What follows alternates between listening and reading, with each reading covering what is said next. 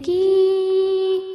बाग में जाने को वो बेचैन थी ये नीयत सैर जी भर कर करे, और कुछ फूलों का रस भी चूस ले।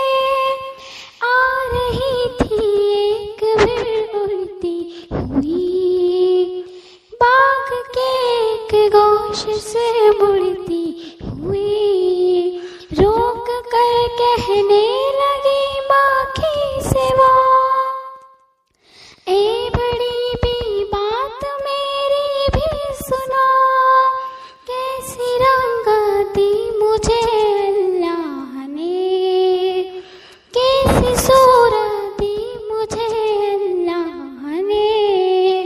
लोग फिर भी मुझसे नफरत करते हैं, जाने क्यों मुझसे अदावत करते हैं।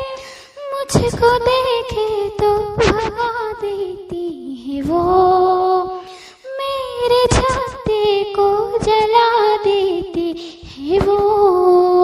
तेरे छाते की हिफाजत करते हैं, लोग क्यों तुझसे मोहब्बत करते हैं।